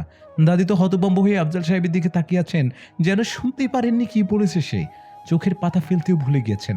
আমার হৃৎপিণ্ডটা ধক ধক করছে। এক মাকে হারিয়েছি আমি। যাকে পেয়েছি তাকে আপন করে নেওয়া শুরু করেছি মাত্রই। এখন কি তিনিও আমাকে ছেড়ে চলে যাবেন? না, না, তা কিভাবে হবে? এটা আমি কিছুতেই হতে দিব না। আমি মায়ের দিকে তাকালাম। শুধু তার মধ্যে কোনো বিকার নেই। মিটমিট করে হাসছেন যেন মনে হলো যেন আগেই জানতেন তিনি আফজাল সাহেব এই কথা বলবেন। শান্ত স্বরে মা বললেন, "আমার অপরাধ?" বেশ ভারী কি গলায় আফজাল সাহেব বলল, "তোমার অবৈধ সম্পর্ক আছে অন্য পুরুষের সাথে। সে সাক্ষীও আছে আমার কাছে। এ বাড়িতে তুমি এসেছো নীরার মাথায় হাত বুলিয়ে ওর নরম মনের সুযোগ নিয়ে ওর এত সম্পত্তি হাতাতে। এসব সাক্ষী আমার কাছে আছে। আমার মনে হচ্ছে আমি কোনো দুঃস্বপ্ন দেখছি। কি বলছে কি লোকটা এসব? না, না, এটা কোনোদিন সম্ভব নয়। মায়ের মতো মানুষ কোনোদিন এমন হতে পারে না। যেভাবে সে আমার জীবন বাঁচিয়েছে একমাত্র মায়ের মমতা ছাড়া এটা কোনোদিন সম্ভব না। আর সে কিনা আমার দুর্বলতার সুযোগ নিতে আমার সম্পত্তি গ্রাস করবে। কোনোদিন সম্ভব নয় এটা।" দাদি বসা থেকে উঠে দাঁড়িয়েছেন। এতদিন তিনি কোনো কথা বলতে পারেননি এই লোকটার ভয়ে। আজ যেন একটু সাহস পেয়েছেন উনি। মনে হয় নতুন মায়ের সাহসিকতায় সবাই সাহসী হয়ে উঠেছে। "আফজাল, ভুলে যেও না, আমি এখনো বেঁচে আছি। তুমি আমাকে মা বলে কোনো সম্মান করো না। আমার সামনে রাত্রির সাথে যা করেছ আমি কিচ্ছু করতে পারিনি। রুনাকে তুমি বিয়ে করে এনেছো। মাত্র কিছু মাস হয়েছে বিয়ের। এর মধ্যে সে বাড়ির রূপটাই পাল্টে ফেলেছে। নীরা আর রনিকে তাদের মায়ের অভাব বুঝতে দিচ্ছে না। তুমি বললে আর আমরা বিশ্বাস করে নেব সব?" আফজাল সাহেব কিছু বলতে যাবে তার আগেই মা বললেন, "মা থাক না, ওকে বলতে দিন। দেখি আমার বিরুদ্ধে কি কি প্রমাণ আছে ওর কাছে। আমিও একটু দেখতে চাই কতটা বাড়তে পারে ও।" এবার একটু তেতে যায় আফজাল সাহেব। "ও তাই? এসব কিছু বানানো? বেশ কোর্টেই কেসে উঠুক।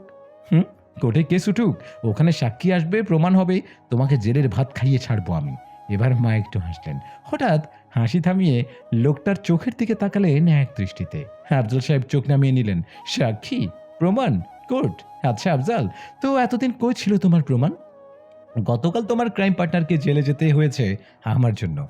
আর আজই তুমি প্রমাণ জোগাড় করে ফেললে। এক রাতেই সব সাক্ষীরা এসে তোমাকে বলেছে আমার অবৈধ সম্পর্ক আছে। আমি নীরার সম্পত্তির জন্য এই বাড়িতে এসেছি।"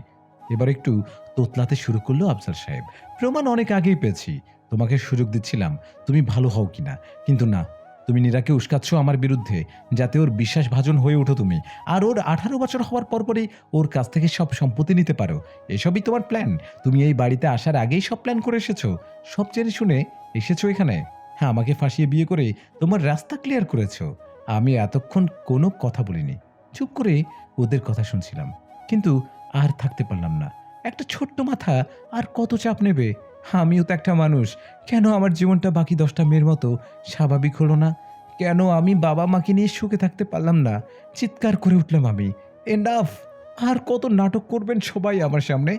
আমি আর নিতে পারছি না। আমার মুক্তি দরকার এগুলো থেকে। এক সম্পত্তির জন্য এত কিছু। আমার মাকে চলে যেতে হলো পৃথিবী থেকে। চাই না এই সম্পত্তি আমার। নিয়ে নিন সব আমার কাছ থেকে। আমাকে শুধু একটু শান্তি দিন। আর কিচ্ছু চাই না। আমি আপনাদের কাছে কিচ্ছু না। এ বলে হাউমাউ করে কাঁদতে কাঁদতে মাটিতে বসে পড়লাম আমি।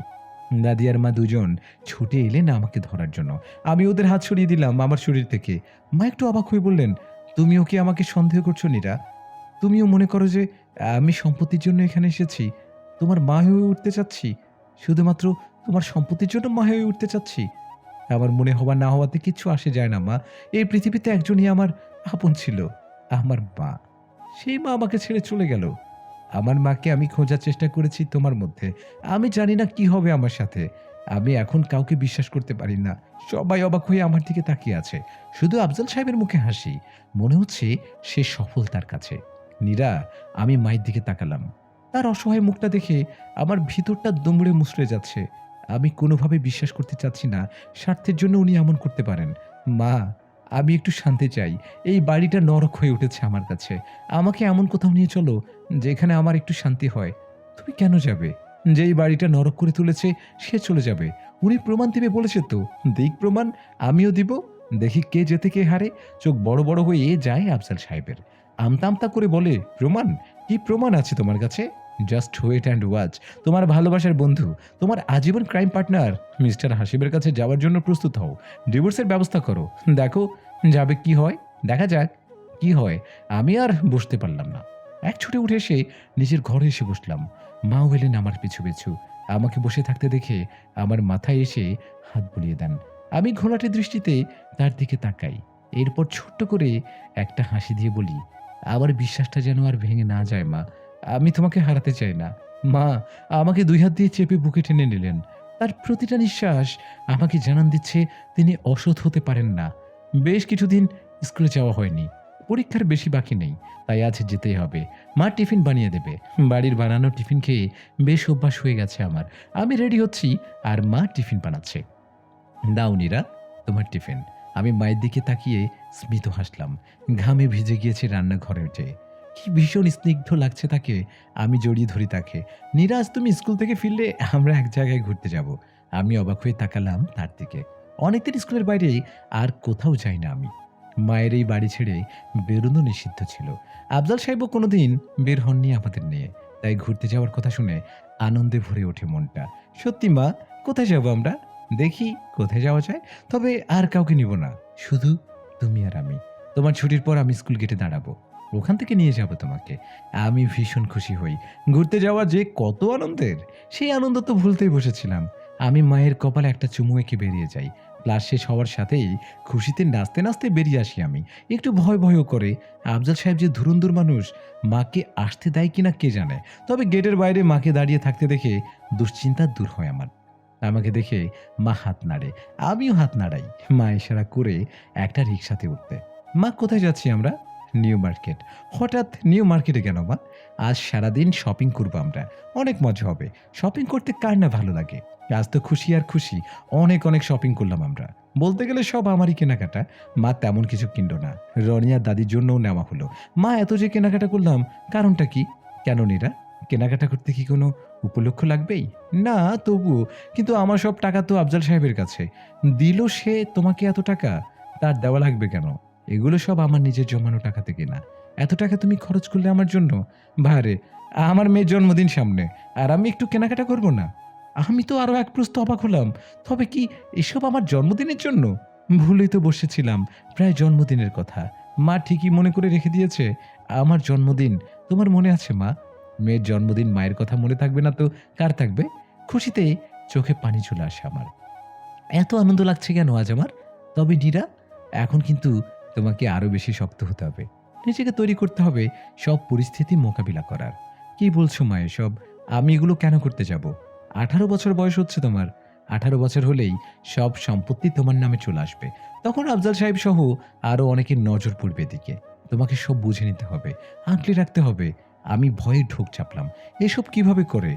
এই ব্যবসা বাণিজ্য কিছুই তো বুঝি না আমি। তুমি কোথায় থাকবে মা? তুমি এসব দেখো। আমি তো এগুলো পারি না। ম্লান হাসলো মা। মায়ের মিষ্টি মুখে এসব হাসি মানায় না। আমার একটু কষ্ট লাগলো দেখে। তা কি করে হয় নীরা? আফজাল সাহেবের স্ত্রী হয়েই ওই বাড়ি গিয়েছি আমি। সে যদি আমাকে ডিভোর্স দিয়ে দেয়, কিভাবে ওখানে থাকবো আমি? আমার মা হয়ে থাকবে। ওই বাড়ি আমার। আমি ঠিক করব ওখানে কে থাকবে না থাকবে। একবার মাকে হারিয়েছি আমি, আর হারাতে পারবো না। তা হয় না মা। আফজাল ওই বাড়ি ছেড়ে কোথাও যাবে না, যতদিন বাড়ি তোমার কাছে আছে। কারণ ও কোর্ট থেকে যেভাবে হোক তোমার রক্ষণাবেক্ষণের দায়িত্ব আনবে। আর ডিভোর্স হয়ে যাওয়ার পরে কিভাবে ওই মানুষের সাথে একই বাড়িতে থাকবো আমি নীরা মা? তাহলে বরং এসব কিছু আমার 18 বছর হওয়ার পর আমি তোমাকে লিখে দিব। তাহলে তো এসব কিছু তোমার হয়ে যাবে। আর আমাকে ছেড়ে যাবে না তো তুমি? চমকে উঠে মা তাকালো আমার দিকে। আমি মিষ্টি করে হাসলাম তার দিকে তাকিয়ে। রিকশাতে বসেই মা এক হাত দিয়ে জড়িয়ে ধরল আমাকে। আমি মায়ের কাঁধে মাথা রাখলাম। কি ভীষণ শান্তি আর ভরসার জায়গা। বুঝতে পারলাম মা কাছে। ফিসফিস করে বলল, অনেক বড় হও মা, অনেক বড় হও। সেদিন রাতে হঠাৎ করে আমার ঘুম ভেঙে যায়। আফজাল সাহেবের সাথে ঝামেলা হওয়ার পর থেকে মা আমার সাথেই ঘুমায়। আমি মাকে জড়িয়ে ধরে ঘুম দেই। অনেক ভালো লাগে। হঠাৎ ঘুম ভেঙে যাওয়ায় অনেকক্ষণ বুঝতে পারি না কয়টা বাজে। বালিশের নিচ থেকে মোবাইল বের করে দেখি ঘড়িতে সময় রাত 2:45। কিন্তু আমার পাশে মা নেই। এত রাতে মা গেল কোথায়? আমি উঠে যেয়ে ওয়াশরুমে দেখলাম ওখানে নেই। ডাইনিং, ড্রয়িং সব জায়গার light off.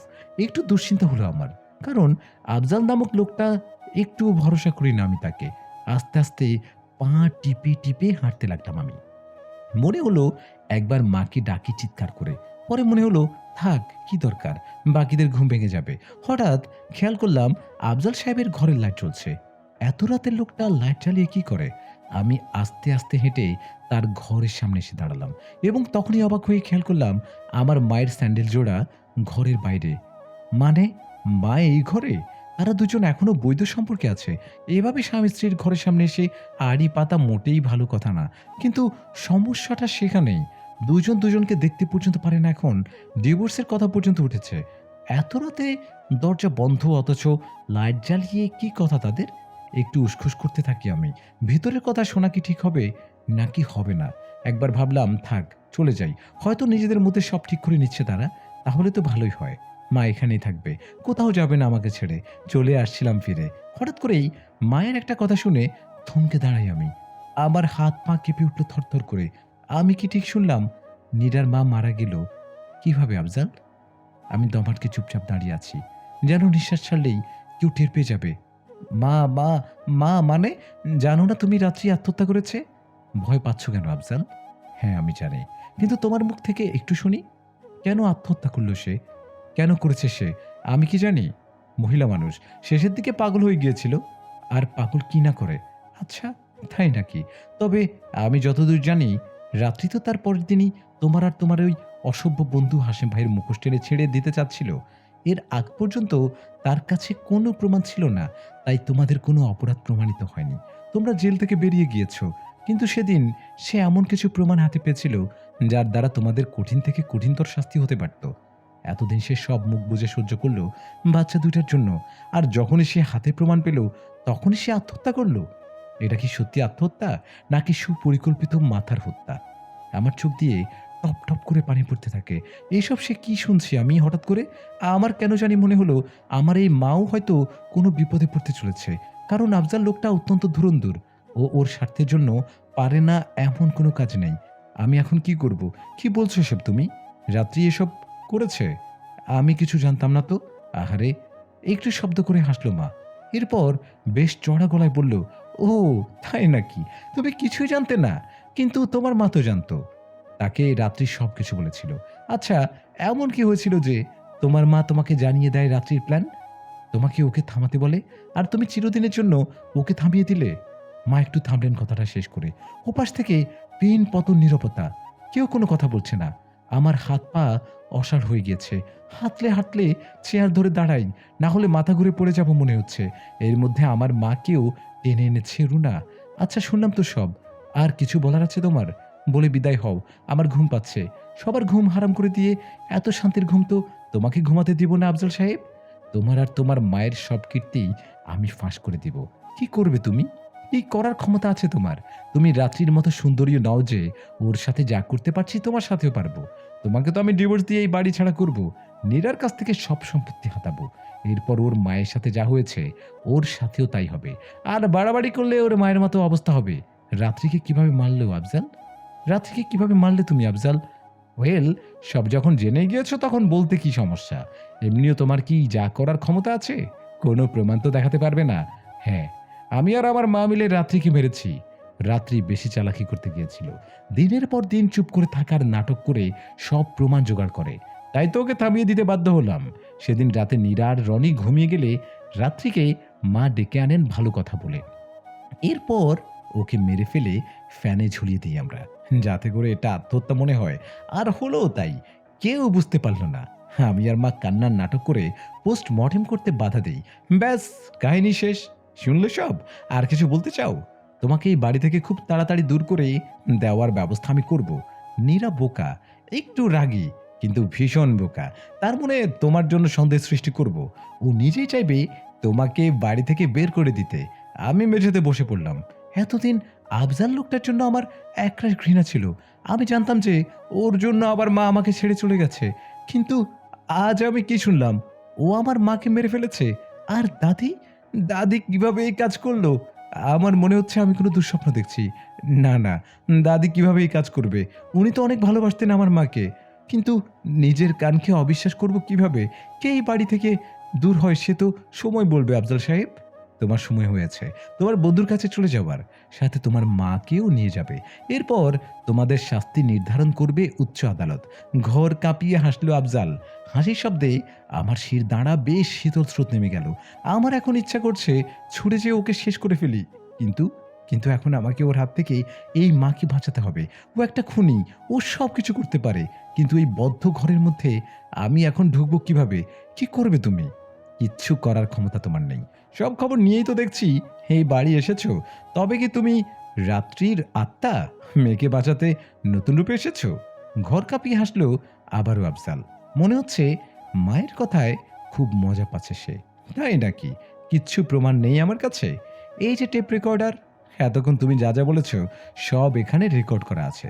Just wait and watch. আগামীকাল সকাল পর্যন্ত একটু অপেক্ষা করো।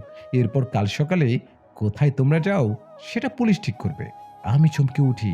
আমি চমকে উঠে তাকালাম। মা এটা কি করলো? যদি সত্যি এই সেসব রেকর্ড করে, সেটা এখন কেন জানালো আফজালকে? বদ্ধ ঘরের মধ্যে তার কি বিপদ আসতে পারে, এটা কি সে বুঝতে পারছে? না না, যেভাবে হোক মাকে বাঁচাতে হবে আমার। এটা কি রুনা? ওটা আমাকে দিয়ে দাও বলছি। এত চালাক তুমি? রেকর্ড করছো আমার কথা? ওটা আমাকে দিয়ে দাও বলছি। আফজালের গলায় ভীতি। মনে হয় ভাবতে পারেনি মা এমন কাজ করতে পারে। এতদিন আমার কাছে অন্য প্রমাণ ছিল তোমাদের বিরুদ্ধে। সেই প্রমাণ যা দিয়ে রাঁচি তোমাকে ফাঁসাতে চেয়েছিল। কিন্তু এই বাড়ি আসার পর আমার অন্য চিন্তা মাথায় আসে। এত প্রমাণ জোগাড় করার পরেও সে কেন তার বাচ্চাদের ফেলে রেখেই আত্মহত্যা করলো? সন্দেহ এখন সত্যতে পরিণত হলো। সব তো নিজের মুখে স্বীকার করলে। কে তুমি রুনা? তুমি কিভাবে রাত্রির প্রমাণ পেয়েছো? আমি রাত্রির বান্ধবী। সেই ছোটবেলা থেকে ওর সাথে আমার বন্ধুত্ব। ও আমার কাছে শুধু বান্ধবী ছিল না, ও ছিল আমার একটা অংশ। তোমার এই কুৎসিত চেহারা ও দেখার আগ পর্যন্ত ওর সাথে আমার যোগাযোগ ছিল। আস্তে আস্তে তুমি ওর কাছ থেকে মোবাইল কেড়ে নিলে, ওকে ঘরবন্দি করে দিলে। অনেকদিন ওর সাথে কথা না হওয়ায় আমি একটু দুশ্চিন্তিত হই। আমি আমার বাসার কাজের বুয়াকে পাঠাই এই বাড়ি। ও কাজ করতে আসতো আর রাঁচির কাছ থেকে সব কথা সংগ্রহ করে আমাকে জানাতো। যেদিন রাঁচি মারা যায় তার আগের দিন ও আমাকে সব জানায় চিঠিতে। আমি কথা দিই ওকে আমি সব রকম সাহায্য করব। কিন্তু তার পরের দিনই শুনলাম ও আর নেই। ও পাশটা চুপচাপ। আমি পাগলের মতো এদিক ওদিক ছটফট করছি। এইটুকু জীবনে আমি আর কত কিছু সহ্য করব? আমার মা এত কষ্ট করে পৃথিবী ছেড়েছে। আমি কেন কিছু করতে পারলাম না মায়ের জন্য?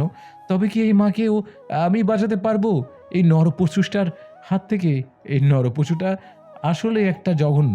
সেদিন রাতেই মনে হয় রাত্রি টের পেয়ে গিয়েছিল কি হতে চলেছে ওর সাথে। মনে হয় সবটাই ধারণা করতে পেরেছিল।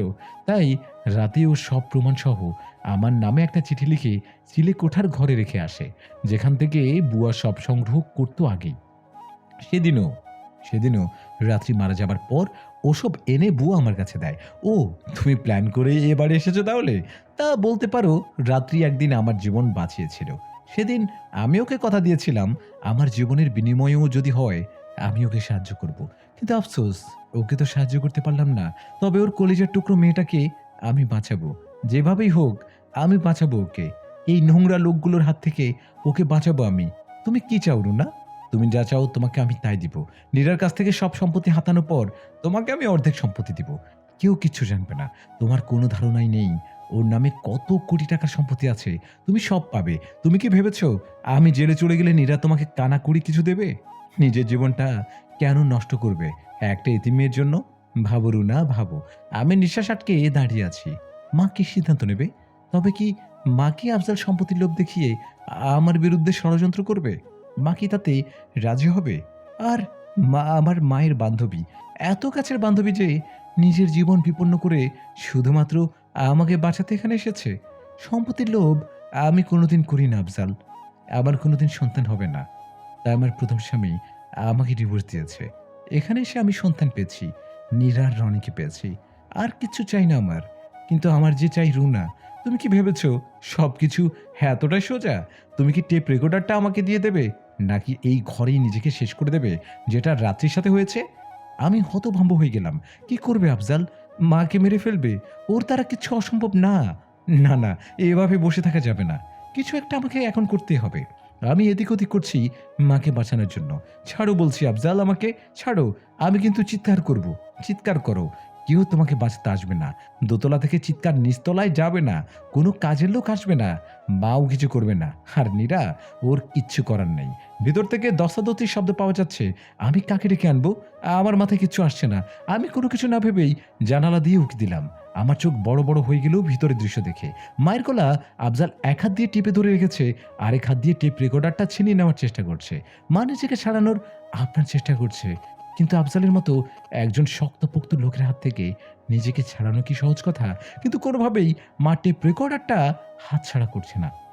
আমি চিৎকার করে ডাকতে গেলাম মাকে, কিন্তু পরক্ষণে ভাবলাম এখন আমি চিৎকার করলে আমাকেও এখানে বন্দি করে ফেলবে, দুজনকে মেরে ফেলবে, কেউ কাউকে বাঁচাতে পারবো না। তাই বাইরে থেকেই আমাকে যা করার তাই করতে হবে। কিন্তু কিভাবে কি করব? ওদিকে মা ছটফট করছে বাঁচার জন্য। এটা দিয়ে দে রুনা, বাঁচতে চাস তো দিয়ে দে। মা কিছু একটা বলার চেষ্টা করে, কিন্তু বলতে পারে না। মায়ের ফর্সা মুখ বেয়ে বিন্দু বিন্দু ঘাম ঝরে পড়তে থাকে। অস্থির হয়ে যাই আমি মাকে বাঁচাতে। আমি অস্থির হয়ে এদিকে ওদিকে তাকাই।